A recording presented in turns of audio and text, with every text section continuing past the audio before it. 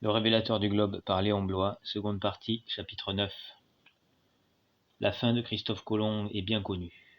Tout le monde sait que ce grand homme fut abandonné du misérable roi qu'il avait fait le plus puissant de la terre et qu'il mourut dans la plus obscure indigence, après avoir été chargé de fers et livré aux plus vils outrages qui aient été endurés par un mortel depuis la passion de notre Seigneur Jésus-Christ. La glorieuse magnificence morale de ces faits demeure ignorée, mais enfin, ces faits eux-mêmes sont connus. Ils resplendissent au fond des ténèbres diaboliquement accumulées sur cette infortune à laquelle rien d'humain ne pourrait, sans ridicule, être comparé. L'ingratitude colossale de Ferdinand épuise, du coup, l'imagination. Depuis Judas l'Iscariote, il n'y avait eu rien d'aussi complet. Il y a là un tel repli d'iniquité qu'on est tenté de supposer que la prompte déchéance de l'Espagne en a été le châtiment et que la justice de Dieu a vengé sur toute une nation les inénarrables offenses de son deuxième précurseur. Car l'Espagne entière fut aussi coupable que son roi. À part 2 ou 3 hommes absolument sublimes et qui poussèrent le dévouement jusqu'à l'héroïsme de la plus parfaite abnégation, Christophe Colomb, qui jetait sur les épaules de l'indigente Castille une parure d'île et de continent aussi vaste que 4 fois l'empire d'Alexandre, ne put trouver dans tout ce peuple ni un semblant de pitié pour ses malheurs, ni une grimace de sollicitude pour sa mémoire. Quand il n'eut plus rien à donner, on le jugea un serviteur inutile. Quand il tomba en défaveur, il n'y eut pas jusqu'au plus vil misérable qui ne se crût en droit de l'outrager. Mais, dit-il, grâce à Dieu, on le comptera quelques jours de par le monde à qui aura le pouvoir de ne le point souffrir. Dieu, notre Seigneur, reste avec sa puissance et sa science, comme auparavant, et il châtie surtout l'ingratitude. Vers la fin de son 4e voyage, le plus douloureux et le plus tragique de tous, comme aussi le plus chargé de faits surnaturels, se voyant naufragé, trahi, malade, abandonné de tous, sur un point de ce nouveau monde qu'on ne lui pardonne pas d'avoir découvert, il écrit une dernière fois au roi catholique, et l'énormité de l'injustice, l'excès de l'ingratitude commise contre lui, l'attendrissent sur son propre sort. Le caractère épique de ses malheurs, la gigantesque poésie de ses épreuves de mer, l'iniquité qu'il subit, assurément la plus incomparable après celle des Juifs envers le Sauveur, le transportent au-delà du temps. Et le révélateur du globe, se plaçant au point de vue de la postérité, déplore la destinée mortelle de Christophe Colomb. Il s'écrie : « J'ai pleuré jusqu'à présent sur les autres, maintenant que le ciel me fasse miséricorde et que la terre pleure sur moi. Qu'il pleure sur moi, celui qui aime la charité, la vérité et la justice.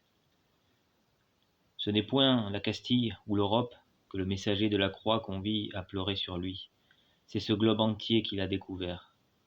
Que la terre pleure sur moi. » L'étonnante infortune de Christophe Colomb était donc connue et racontée avec plus ou moins d'agrément par la troupe des historiens et des romanciers qui se sont, jusqu'à ce jour, occupés de lui. La société moderne, si magnifique pour le génie, comme on sait, et si royalement désintéressée avec ses grands hommes, avait même la charité de s'en indigner. Personne ne doutait que Christophe Colomb eût mérité un meilleur sort, et tout le monde pensait avec attendrissement que ce grand cœur dût trouver extrêmement amer l'injustice qui le privait de la gloire immédiate et du profit temporel de ses découvertes. Le comte Rosely de Lorgue nous fait voir bien d'autres choses en lui que cette guenille de l'ambition déconcertée. Christophe Colomb n'avait nul besoin de récompense humaine. Son historien nous le montre affamé d'une seule gloire, la gloire de notre Seigneur Jésus-Christ. On s'est toujours mépris, nous dit-il, sur la pensée intime et le véritable but de Christophe Colomb, quand on a cru qu'il cherchait simplement à découvrir un nouveau monde. Jamais la découverte n'a été pour lui un but, mais uniquement un moyen de s'assurer les ressources nécessaires au rachat ou à la conquête du Saint-Sépulcre. Sa vénération des lieux saints lui coûta 18 années d'efforts, de patience, d'humiliation, de gêne, de privation, de lutte contre les dédains de la science et la défiance des cours. Ce fut là la cause de ces conditions en apparence exorbitantes qui épouvantaient les rois et le faisaient repousser de partout. Il alla ainsi de royaume en royaume, souffrant et dénué, comme il convenait à un ambassadeur du roi des pauvres auprès des autres rois qui ne le trouvaient jamais suffisamment accrédité. Infatigable à la façon des mages adorateurs, conduit comme eux par une étoile, mais une étoile plus brillante que la leur, celle que l'Église a nommée l'étoile du matin. Il chercha comme eux, par toute la terre, la grotte mystérieuse où devait naître la jubilation des peuples, et pendant 18 mortelles années, il ne rencontra sur tous les chemins de la chrétienté que des cavernes de voleurs ou des escarpements d'imbécilité dédaigneuse. Malgré les 2 défaillances sublimes que j'ai dites, jamais son espérance ne fut lasse, jamais son âme ne dit à son corps « C'est assez, reposons-nous ». Le père de la patience et la mère des douleurs ne peuvent pas exiger davantage d'un pauvre homme conçu dans le péché.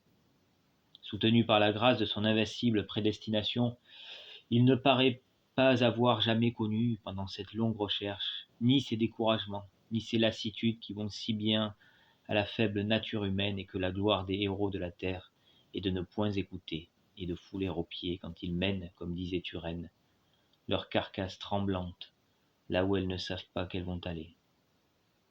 Son espérance et sa patience furent indéfectibles, comme l'Église elle-même, comme cette Église militante qu'il ambitionnait d'affranchir des indignes entraves de la politique européenne et dont il voulait assurer l'universelle dilatation. Et pourtant, qu'il eût été facile de perdre courage. Quelle meilleure occasion y eut-il jamais de n'avoir plus de patience, de se rouler par terre comme Jonas, découragé, et de se crier au Seigneur « Melius et mi mori, quam vivere », même après qu'il lui eût été donné de réaliser ces étonnantes découvertes. L'inexorable rigueur des desseins de Dieu sur le monde l'empêcha d'en retirer les fruits merveilleux que son âme apostolique en espérait. Des 3 grands rêves dont sa charité s'était enivrée, l'évangélisation des Indiens, l'affranchissement temporel de la papauté et la conquête du Saint-Sépulcre, il n'en vit pas un seul s'accomplir, et mourut submergé dans l'amertume de cette ineffable déception. La contradiction des hommes le poursuivit jusque dans le repos de son sépulcre à lui, et les sublimes dispositions testamentaires par lesquelles cet incomparable serviteur de l'Église essaya de prolonger son apostolat furent violées en ces 3 points essentiels. En ce qui regarde la délivrance du Saint-Tombeau, le comte Rosely de Lorgue raconte l'angoisse de Christophe Colomb, assiégé de cette pensée à toutes les époques de sa vie et dans les circonstances mêmes où l'extravagance humaine d'un tel projet éclate le plus manifestement. Dans sa sublime lettre au roi catholique, datée du lieu de son naufrage le 7 juillet 1503, ne voulant pas, par dignité chrétienne, reparler d'un projet déjà sacrifié par l'ambition de Ferdinand à d'incertains agrandissements en Italie. Il ne l'appelle point par son nom, il ne le nomme pas tant il est connu des rois, mais sa pensée, nourrie du pain quotidien des Saintes Écritures, l'expose dans la translucide profondeur voilée d'une figure biblique. Il donne à la question des lieux saints, attendant leur délivrance, l'image du Sauveur lui-même, attendant, les bras ouverts, durant tout le jour, le peuple incrédule. Il dit « L'autre affaire, la plus importante, reste là, les bras ouverts, appelant. On l'a tenue pour étrangère jusqu'à cette heure. » C'est par l'obsession constante de cette pensée que Christophe Colomb résume en lui toutes les pensées et toute la ferveur militante du Moyen-Âge qui finit historiquement à lui, et dont la majestueuse porte de bronze se referme sur son cercueil.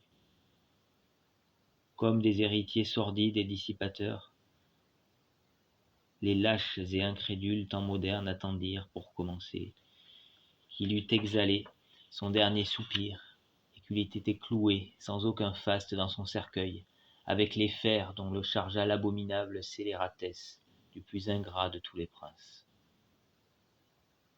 La sainte pensée ne fut plus reprise après lui par personne, parce que le monde vieillissait et que les âmes, se rapetissant de plus en plus, descendaient en chantant des choses profanes vers la décrépitude irréligieuse des derniers siècles.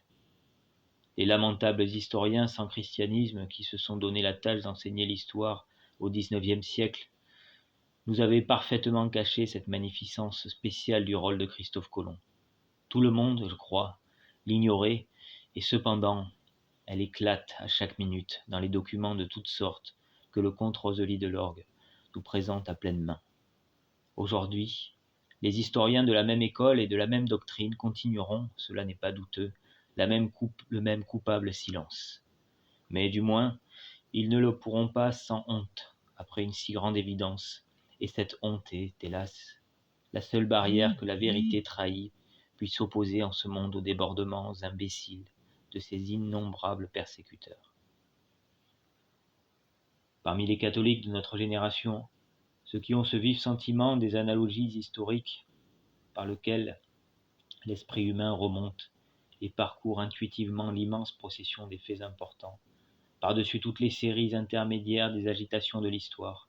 Ceux-là, sans doute, je l'ai dit, remarqueront les saisissantes relations spirituelles qui rattachent l'une à l'autre, à 4 siècles de distance, les deux personnalités exceptionnelles de Christophe Colomb, démonstrateur de l'infaillibilité pontificale, et de Pie IX, promulgateur de ce grand privilège.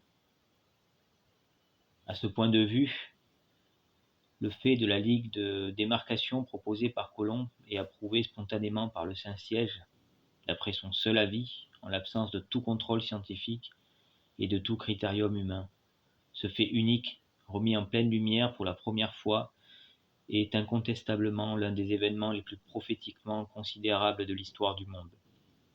Le livre étonnant sur lequel sont appuyées ces réflexions est rempli de semblables aperçus qui éclairent le passé, comme des flèches de lumière dardées dans une catacombe. Les âmes profondes seront particulièrement frappées de l'identité du sentiment religieux entre l'homme de la découverte et le grand pape de l'Immaculée Conception.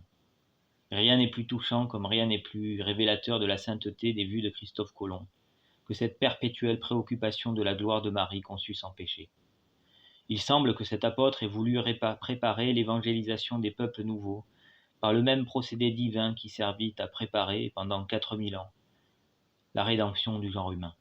Christophe Colomb parsema la gloire de Marie sur la mer des Antilles, en imposant son nom à la plus grande partie des îles qu'il découvrait, mais c'est principalement sous le vocable de Marie Immaculée qu'il voulut offrir au ciel les glorieuses prémices de sa mission. Le souvenir de la mère du Sauveur précède toutes ses entreprises et l'accompagne dans tous ses travaux. Pendant sa première navigation, chaque soir, il fait chanter sur ses 3 navires l'hymne de la Vierge. La merveilleuse tendresse de cette dévotion répand sur toute cette existence fracassée et gigantesque la suave douceur d'une poésie céleste. La Vierge sans tache le conduit presque visiblement de sa main lumineuse à travers tous les écueils de l'océan et du monde.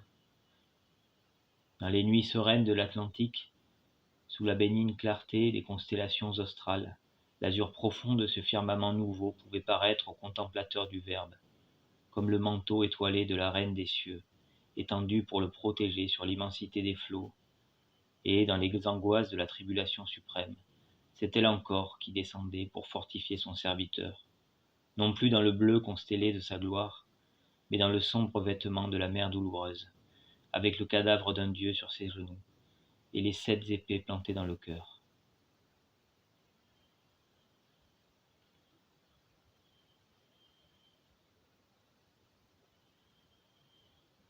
Mais c'est elle, toujours, dans le calme ou dans la tempête, et la plus belle grandeur après tout, de l'inventeur du nouveau monde, du candide précurseur de l'oblation perpétuelle. C'est d'avoir accompli dans sa plénitude, après 1459 ans révolus, la 3e parole de notre Seigneur Jésus-Christ, mourant sur la croix, sous les yeux de sa mère, pour le salut du monde entier.